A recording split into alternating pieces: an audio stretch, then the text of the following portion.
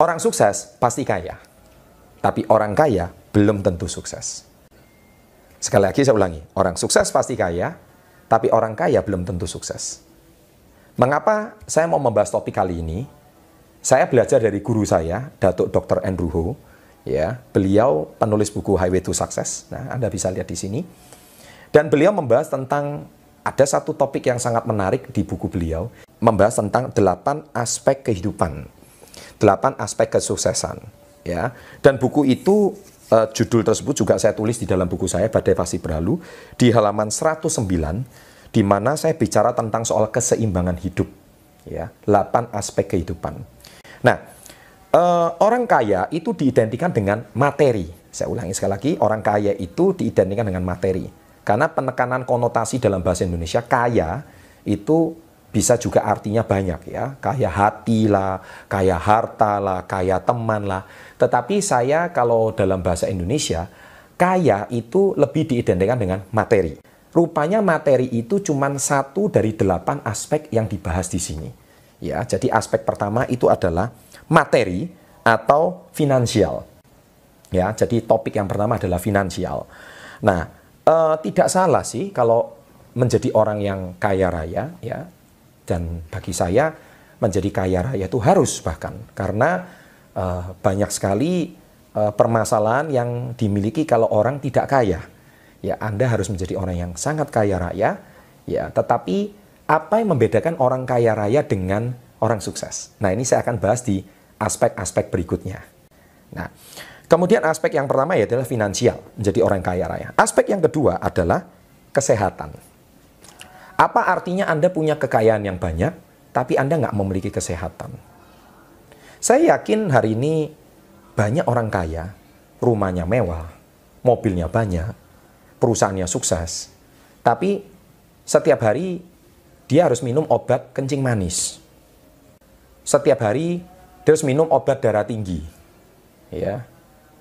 Dan kolesterolnya selalu melebihi batas. Hari ini tidak ada gunanya Anda hari ini kaya raya, tapi kalau Anda tidak memiliki kesehatan yang prima. Oleh sebab itu, saya sangat rajin berolahraga. Karena bagi saya olahraga itu adalah obat yang paling murah.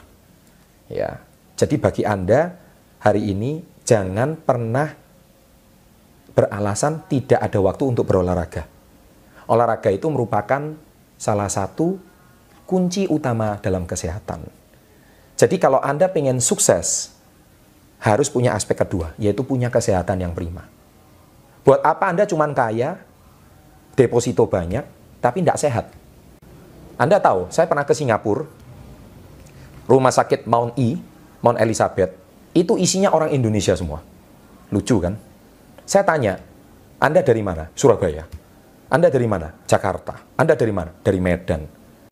Saya perhatikan, kenapa rumah sakit Mount itu isinya orang Singapura. Dan rupanya mereka itu bukan orang miskin loh. Buktinya apa? Mereka bisa berobat ke Singapura. Mereka nggak percaya sama dokter Indonesia. Ya, tetapi saya mau tanya lagi, apa hidup mereka seumur hidupnya? Rupanya mereka rata-rata pedagang, punya toko. Dan kalau saya tanya, kapan mereka mempunyai waktu untuk olahraga? Jarang, karena hidupnya dari pagi sampai malam di toko saja. Nah, bagi saya, mereka cuma orang kaya tapi belum sukses. Jadi kesehatan itu sangat penting. Aspek yang ketiga adalah rekreasi. Buat apa hari ini Anda punya kekayaan banyak, tapi Anda nggak punya waktu untuk menikmatinya? Rekreasi itu sangat penting, aspek yang ketiga. Karena rekreasi itu merupakan tempat untuk Anda mencari inspirasi. Tempat untuk Anda meriset ya, stres Anda, meriset depresinya Anda, kecemasan Anda, dagdikduknya Anda dalam pekerjaan. Tapi rekreasi itu sangat luar biasa. Saya sendiri, sejak 16-17 tahun yang lalu, saya pasti meluangkan waktu setahun rekreasi. Ya, selain dari perusahaan KK Indonesia, saya juga pasti meluangkan waktu untuk berekreasi. Karena apa? Dengan rekreasi itu kita akan mendapatkan banyak ilham baru. Jadi rekreasi itu sangat penting. Saya juga menemukan banyak pengusaha, mereka nggak ada waktu untuk rekreasi. Kenapa? Waktunya sudah tersita banyak di toko. Bagi saya, terus saya tanya, kapan mereka rekreasi? Iya, pernah sekali aja ke Singapura. Itu pun bukan rekreasi, tapi berobat. Coba Anda bayangkan. Aneh sekali bukan? Jadi harus banyak, menurut saya, luangkan waktu untuk rekreasi. Itulah aspek kesuksesan yang ketiga. Yang keempat adalah spiritual. Spiritual di sini saya bukan membahas soal agama. Karena spiritual di sini yang saya bahas adalah berbicara soal bagaimana Anda meningkatkan kualitas hubungan Anda bersama Sang Pencipta. Spiritual di sini bukan berbicara ritual. Saya ulangi, spiritual sama ritual itu berbeda. Ritual itu Anda mungkin beribadah ya setiap hari Minggu, atau mungkin satu hari sembahyang 5 kali. Ya, tetapi yang dimaksud spiritual ini adalah kualitas perkembangan diri Anda. Apakah Anda bisa mengendalikan emosi Anda lebih baik? Buat apa hari ini Anda rajin beribadah tapi masih suka bertengkar dengan saudara? Buat apa Anda hari ini rajin ibadah setiap minggu tapi Anda tidak bicara sama orang tua Anda? Buat apa hari ini Anda setiap hari membaca kitab suci tetapi Anda sendiri tidak berbicara dengan istri Anda? Bukankah itu kualitas spiritual yang sangat jelek? Bicara soal kualitas spiritual adalah ada kata spirit di dalam. Spirit itu berbicara soal jiwa, ya, bukan cuma ritual, karena ritual itu tidak ada spiritnya. Tapi kalau spiritual itu ada kata spiritnya. Nah, spirit di sini itu berbicara soal bagaimana Anda memiliki pribadi yang lebih baik, kualitas yang lebih baik dari tahun ke tahun. Contoh Anda mungkin seorang yang emosional pemarah, tapi dengan kualitas spirit yang meningkat, Anda lebih belajar mengalah, lebih belajar ikhlas, maka Anda lebih akan menjadi pribadi yang lebih baik. Ya, mungkin Anda pribadi yang suka temperamen, tetapi mungkin dengan menonton video ini, Anda mungkin disadarkan, apa sih untungnya Anda temperamental? Sudah selain meningkatkan tekanan darah tinggi Anda, ya, kesehatan Anda tidak baik, dan ujung-ujungnya hubungan menjadi rusak. Ya, jadi boleh saja memegang prinsip, tetapi kualitas spiritual Anda tidak lebih baik. Nah, kemudian yang kelima, aspek yang kelima adalah finansial, ya. Karir, ya, saya ulangi, karir. Jadi karir itu harus wajib menurut saya, terutama seorang pria.